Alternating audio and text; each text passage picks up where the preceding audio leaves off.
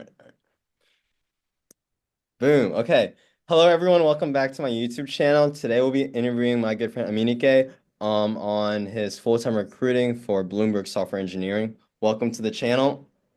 Thank you. Yeah, my name is Emenike. I'm a incoming software engineer. Well, I'm a software engineer, and I from the University of Maryland. And this, I guess, will be about my Bloomberg recruiting experience. Yeah. Awesome. Let's get into it. So this is the video roadmap. We'll be going through our introductions. What is Bloomberg? The Bloomberg recruitment process, OAs, referrals, recruiting stages, all that stuff. And then we'll be doing a deep dive into the types of DSA questions being asked, as well as the system design questions. After that, we'll touch on sort of Emenike's experience, I guess, being black or a minority within the software engineering world, if there's any, I guess, complications or like what has he gone through to, I don't know, to become a software Complication. engineer. And then after that, we'll be going into your current goals as well as your future plans, such as, starting a YouTube channel, doing education, all that stuff. And then we'll be ending our closing thoughts as the final section. All right. Sounds good. Um, so yeah, I'll just introduce myself very briefly. I forgot to add in the slide here, but my name is Kai. I'm currently a senior at Wharton studying finance and computer science, and I'm an aspiring adventure photographer.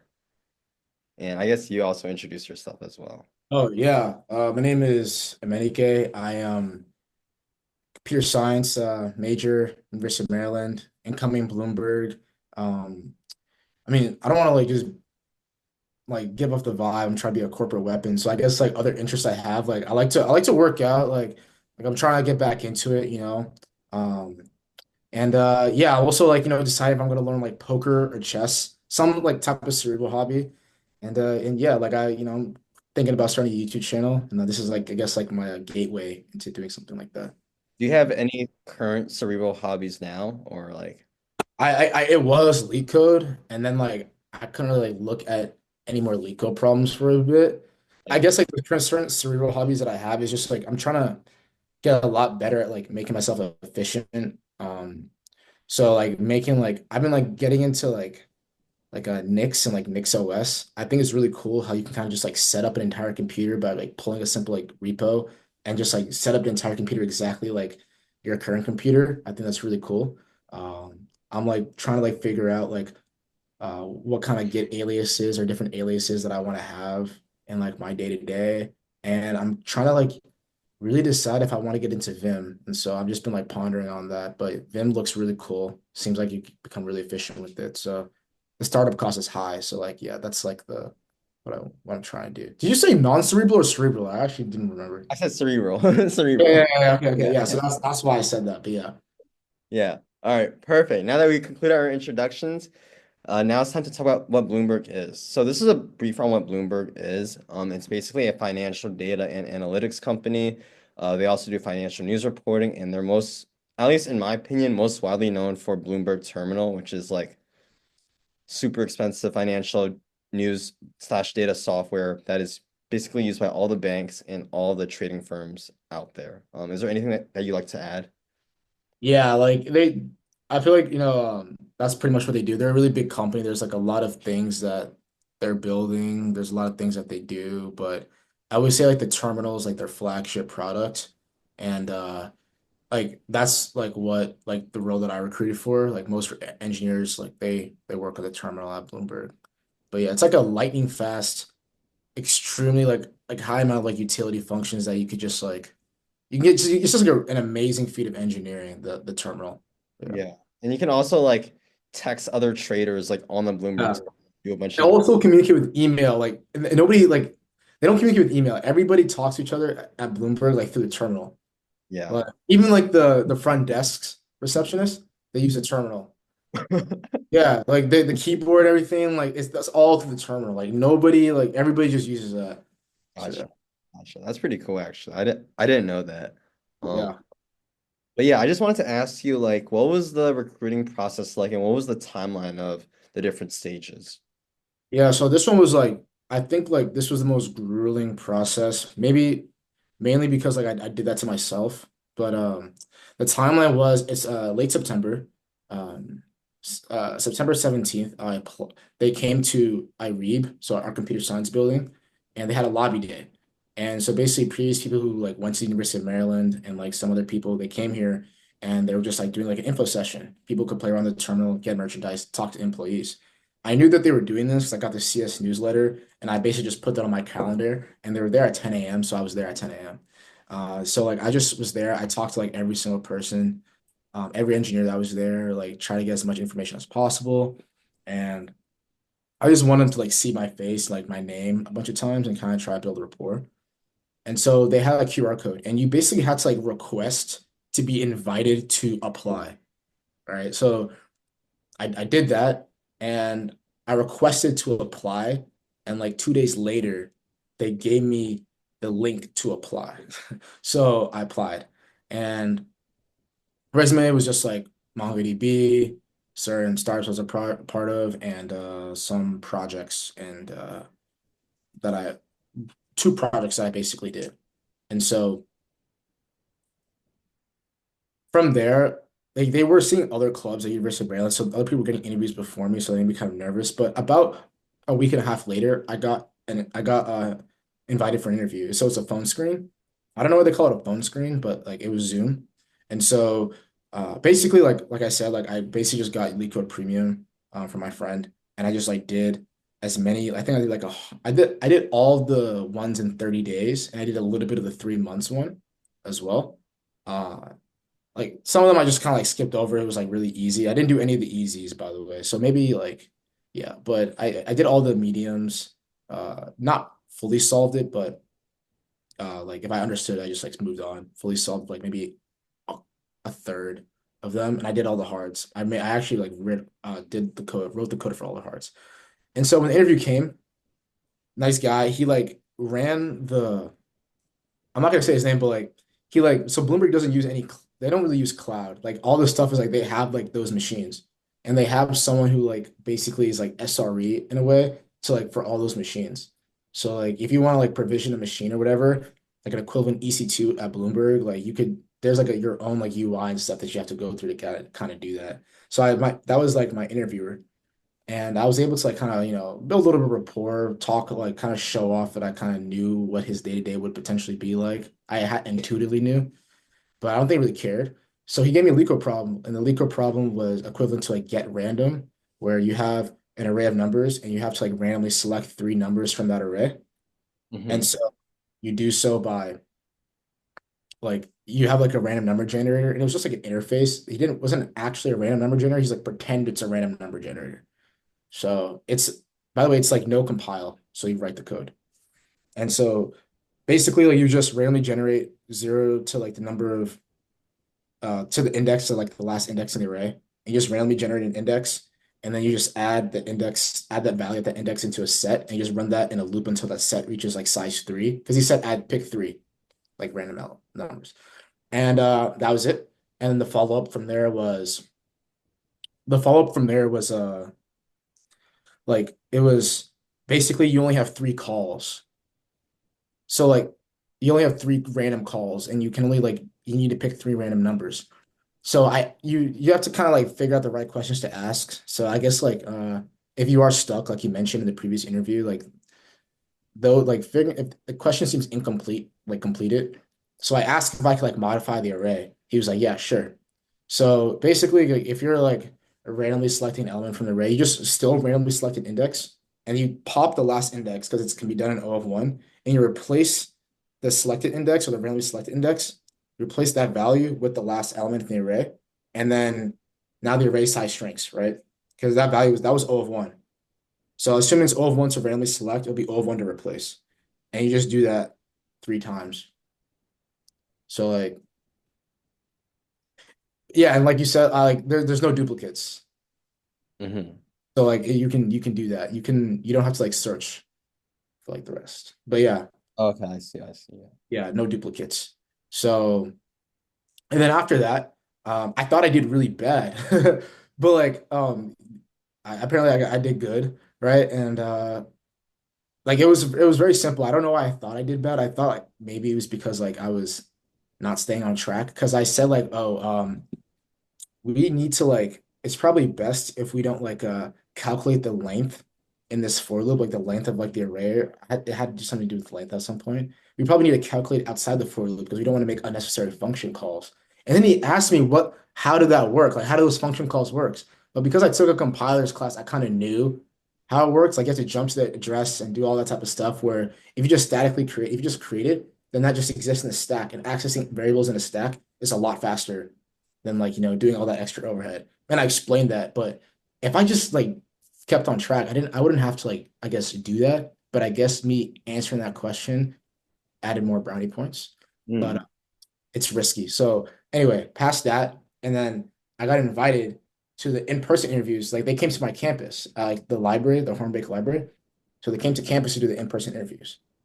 So I was like really excited, and that's when I went overtime. Like I doubled down on like the lead code. So like sunrise, before sunrise to like post sunset, I was grinding. I did like 3 months. I did the lead code 3 months. I found a bunch of other questions. I did them all. And even ones that said they were only asked 0 to 2 times in the past year, I did them all.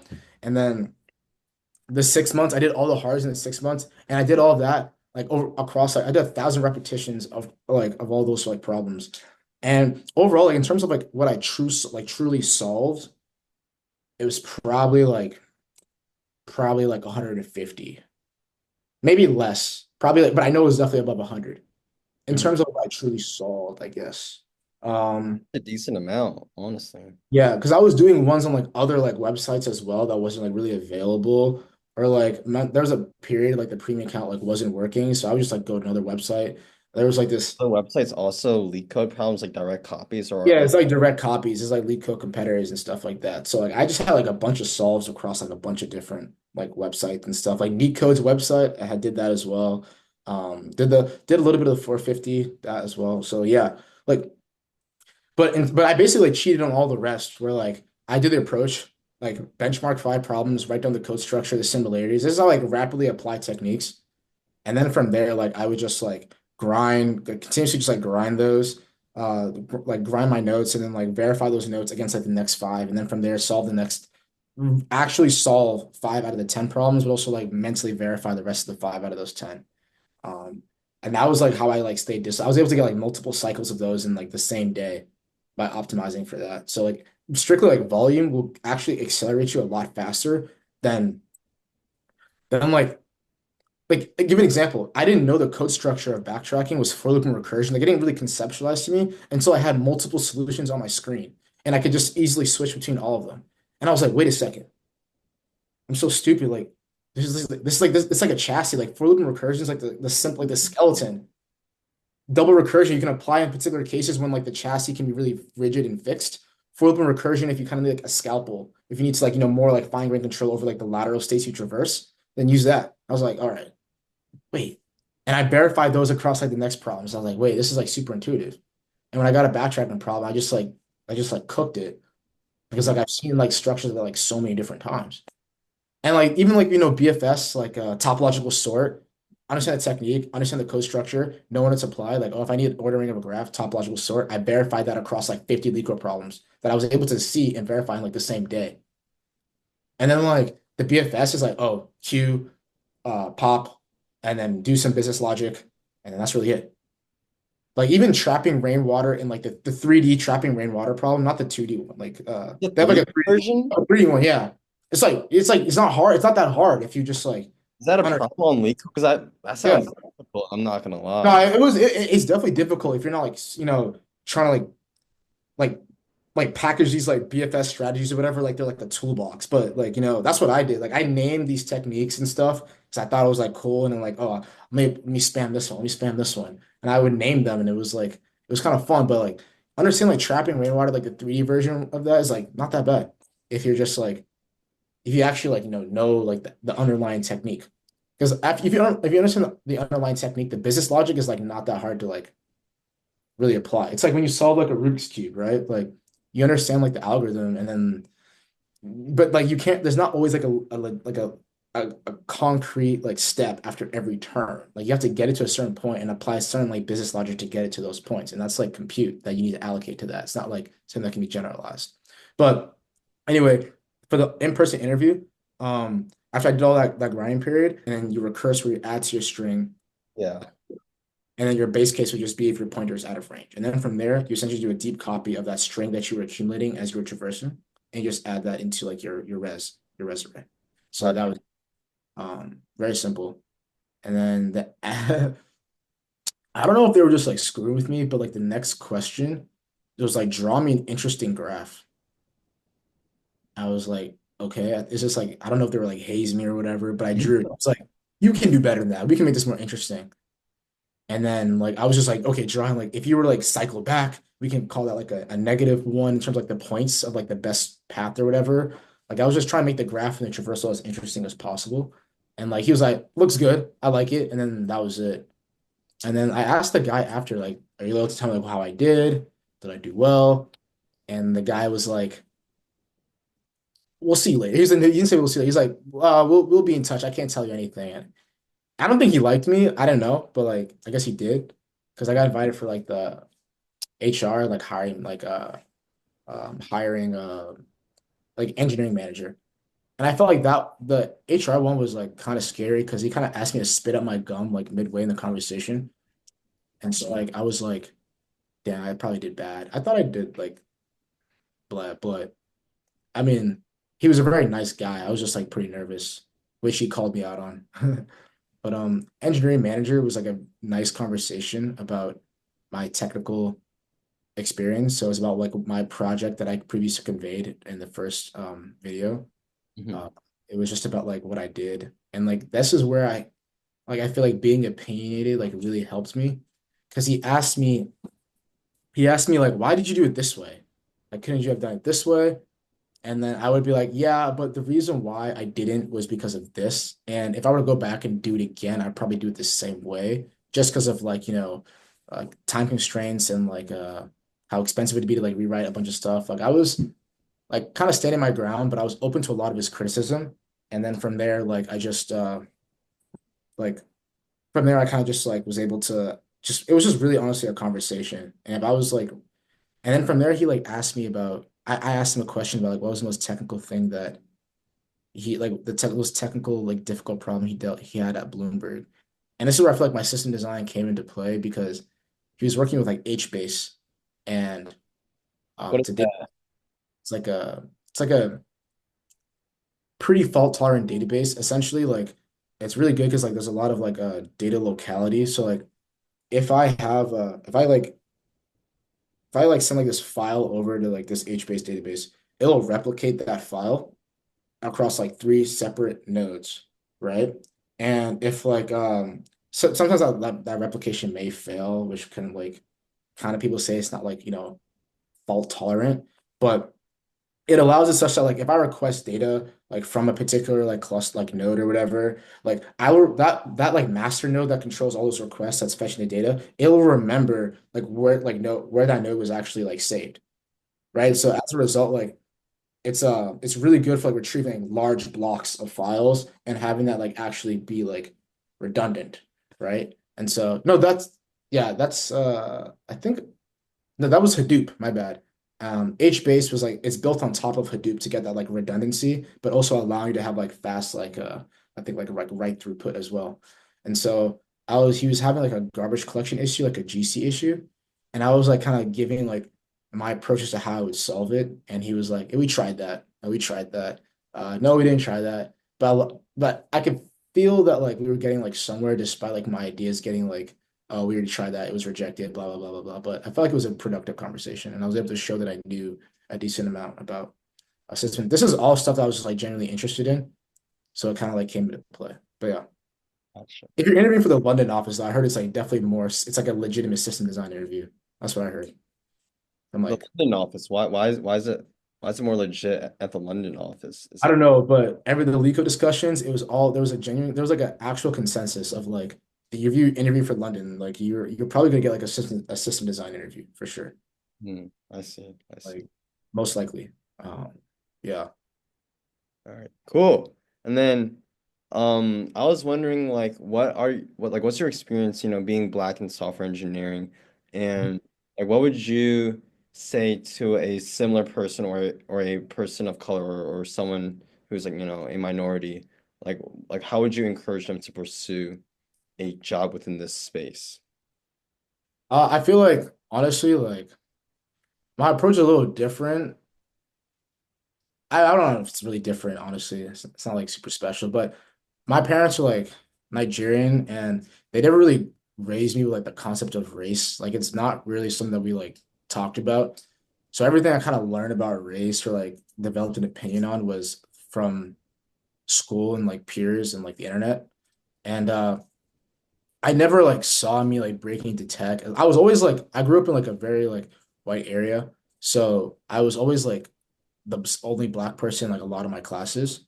And I never really felt anything about that. Like I didn't really like care just because I never like conceptualized or I never really internalized what that could potentially mean. I didn't really go that deep into it. It could be an intellectual issue, but I don't know. But I didn't really like think super deeply about like why am I the only like black person in my classes.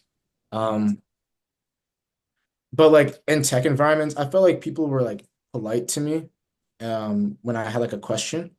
But I definitely did like kind of get into my own head a little bit where in college, like I don't know, maybe it's like a lot of CS majors just don't know how to socialize, but I kind of like maybe like do they not like me? Like why are they like so weird, you know? But I guess like I maybe started to like wonder if like anything to do with race or whatever, because I always see these people be like really social with like others. This is like the first week or two of school. So Yeah. it's I don't really know anybody like that. Why is it, you're like a little you're approaching me with like I guess a different mentality. But I didn't really like care because like my parents pay a lot of money for me to come here, and I can't really like really screw that up. So like it was like a not a concern, it was more of like an afterthought. Hmm. But yeah, like I feel like a lot of mentors, like minorities, teachers or professors that are minorities, really saw that I like tech, and like it is STEM related, and they want to like really foster that because it's you want to like I guess balance certain demographics. I guess like diversity amongst thought and I guess people is ideal for like maximizing different ideas. Yeah. And so those who like saw that I had a genuine passion or interest towards tech, they wanted to like really foster that. And I really did appreciate that as well. It was very supportive and it really like I guess held me to other people's standards, which I feel like is good to a degree. But it kind of gave me something to like um, also push me. I guess I got advice to other like young black engineers. I feel that like you hear a lot of advice where it's like, you want to show the people that look like you that like it's possible. And like there's a lot of truth to that, like for sure. There's like a lot of truth to that. But that never really did much for me. Cause like my dad was always this is what my dad always said. He was like, if there's like one spot on a rocket and and you're competing against like 6 billion, 8 billion people, like you have to believe you deserve that spot on the rocket more than anyone else. Hmm. Like that's my dad believes like any chance that's like given, you deserve that spot like more than anyone else. Like no one else deserves it more than you. Hmm. And like, that's just the mentality that like my dad raised me and my siblings with. And so like I believe that like I do deserve to be in a lot of places just because like I feel like why like it just doesn't make sense for me not to believe that. Hmm. And so I really do believe like if you're a black person or minority person and you're like in spaces that don't predominantly look like you just gotta like you just kind of have to like want to win, like really just do well for like the purpose or like for the sake of just like doing well. Like you just have love for the game, you know? I was saying that earlier today, but yeah, you just gotta have like love for the game. And I promise you, like it's just like the right, like only certain mentalities will take you so far. I feel like this is like the best mentality to really have. Like you deserve that spot more than like anyone else. And you just gotta like really believe it and then prove it to yourself. That's really it. And I guess like moments where I felt especially support or challenged. I guess like my first week in college, my parents were like pretty strict growing up, so I didn't really. My first sleepover was like my first night in college, so like adjusting to college was like really difficult. Um, and like because I'm like out of state, I'm from Boston, I'm in Maryland, so like I never like I guess like learning how to really socialize was like a difficult in terms of like a like struggle. I guess it was like difficult per se. It was fun, but I got to like really like meet a lot of black people because there's not really any black people where I'm from. And so like seeing black people here was like really cool. And I have way more friends here that are black that were like in any of my classes back at school. Right. It was or like even like in my own school. I have more friends that are black here that are even like in my entire school period. So that was nice. But Mhm. it was really nice to I guess like immediately get to a deeper place with people in a short amount of time just because of some like assumed experiences and characteristics, I guess. So it made Mhm. it easy to like really bond in a quicker period of time. Especially there's a lot of Nigerian people here, so I definitely like, felt like that's also really nice as well from a culture perspective. And I guess like challenge, there's certain I guess like for me because I wasn't like I really didn't like grow up with like the concept of race, like really understanding that I shouldn't ignore certain things and I should like deal with certain things, um, and like handle optics the best way was like something I definitely had to learn. Like there would be like bad things being said, I just wouldn't even care. And then like I realized that the optics were bad because like people were like, does that person not care? Like why is that person letting that happen or whatever? And I would have to like I guess I had to like learn to like address problems and when like they arise and stuff. And that was definitely a skill set I just like I really struggled with like my sophomore junior year, and I feel like I got a lot better at it now. But yeah. Gotcha. Mhm. Gotcha. And like maybe this is too personal, but like, can you give a more specific example of that where like it seems like like like you mentioned like not caring or like Yeah, what so like yeah, there were like, some people like they like to, I guess like say that so say the N-word a lot. And I guess like it's like the N-word paradox is like a really difficult one because it's like it's technically a word, right? But if you're it, but the word has like evolved to a certain meaning where like it means something if you say that word and like it means something depending on like what you look like. yeah. And so like I never really cared about it. I didn't like care. Like I knew it was technically bad for like other races to say socially. I mean socially, but I didn't really like internalize it and like really like let it like marinate within my soul of like how of like the actual damage of what it could actually do in certain senses and like socially of course.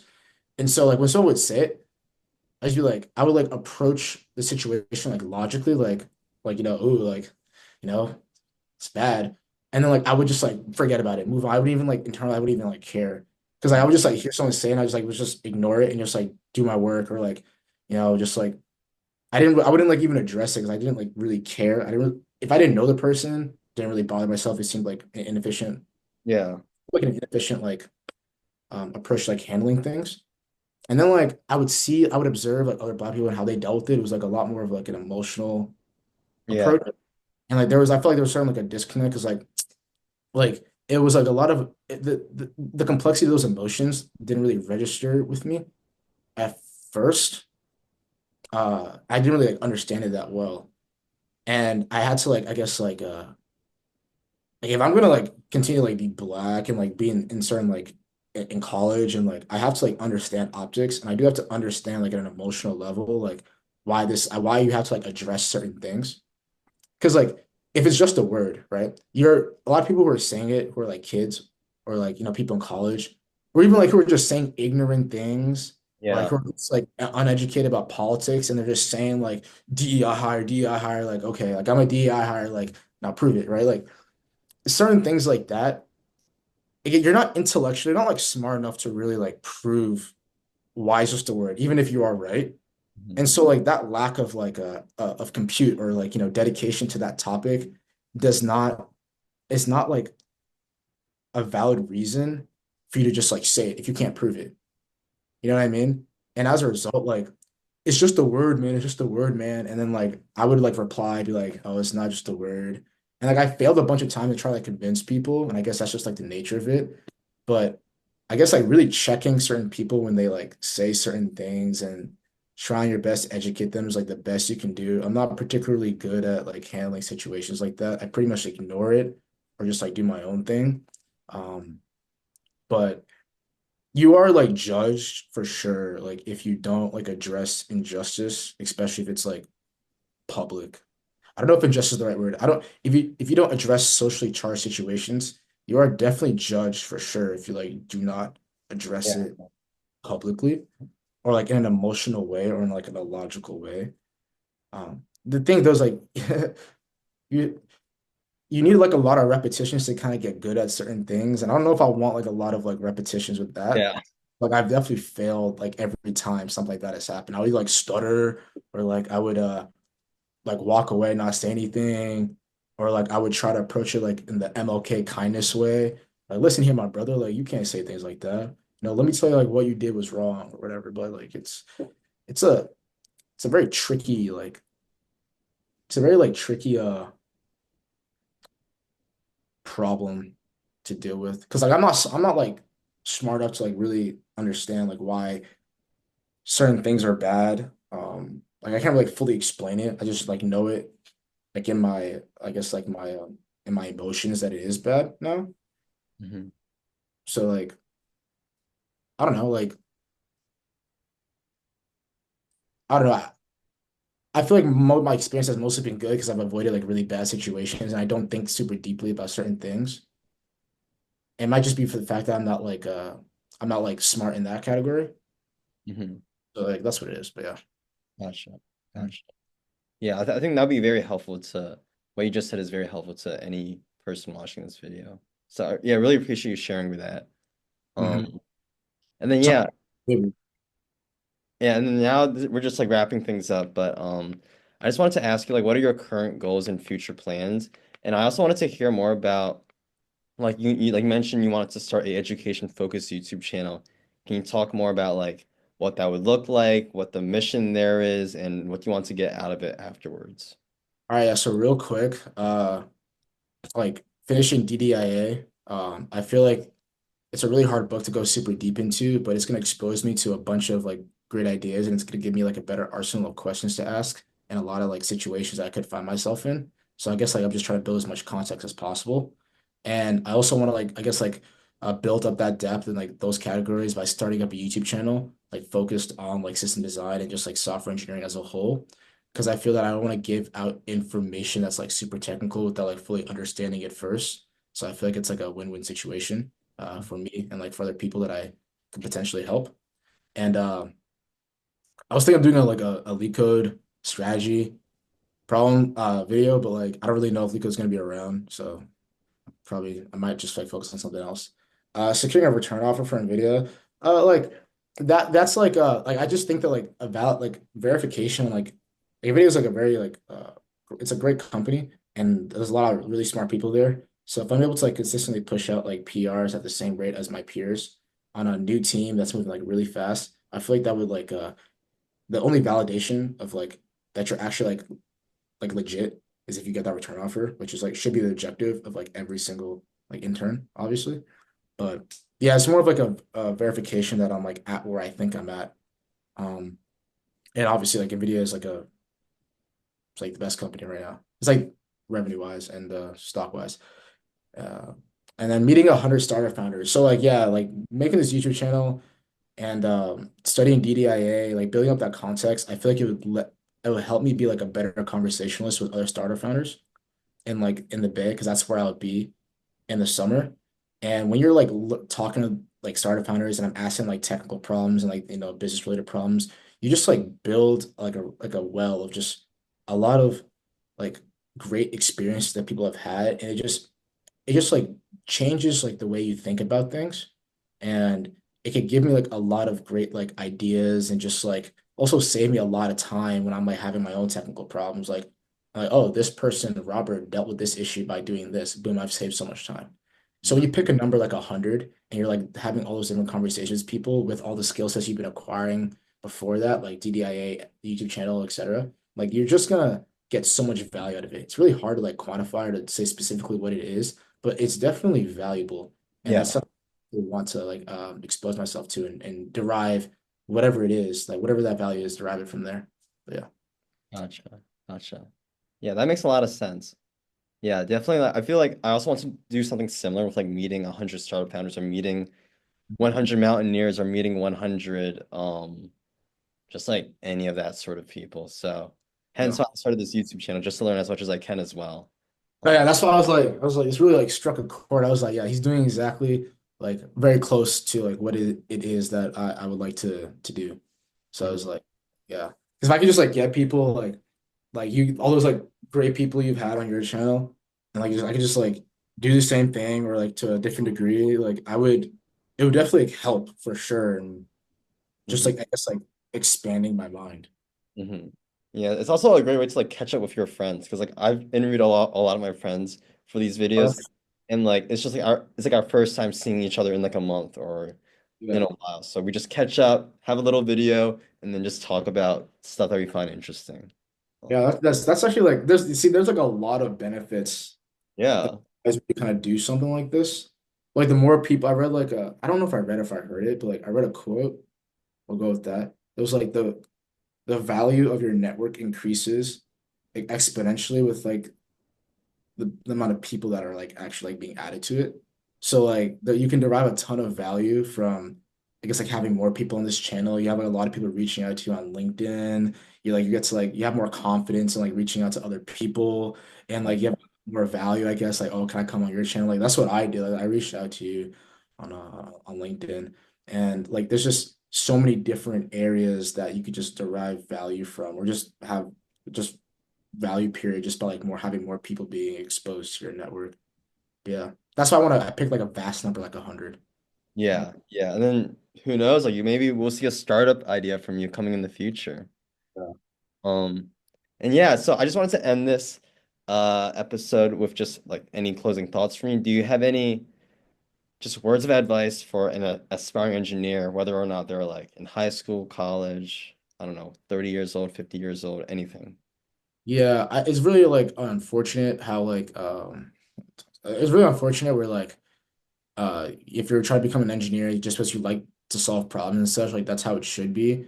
But like, it's like really that's not reflected in the job market, which is like it's unfortunate. So like if you do want to become like an engineer that is paid to actually like engineer things, like you just gotta like love challenges and just like fall in love with like solving hard things or like force or gaslight yourself to like just to like love work, like love like pushing out PRs. Like this is something I want to do. I want to get better at. Just like getting good at getting good, and like is probably the best way to go about it.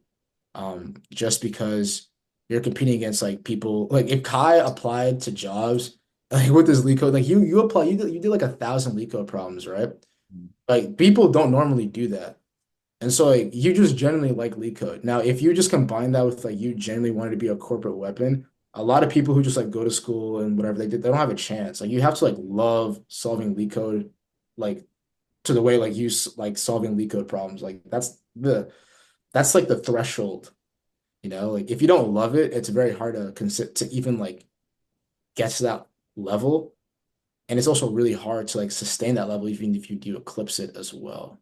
So yeah, you just have to like gaslight yourself to actually like being in it, like being like the most cracked engineer possible. Because not everybody wants to be, but you can gaslight yourself to be for sure. Gotcha. So, All right, great. So that's the end of the video. Thank you so much, Emenike, for sharing your experience. I am really thankful for you to be on the channel. Yeah. video. We did like three back to back. But yeah. Let's go.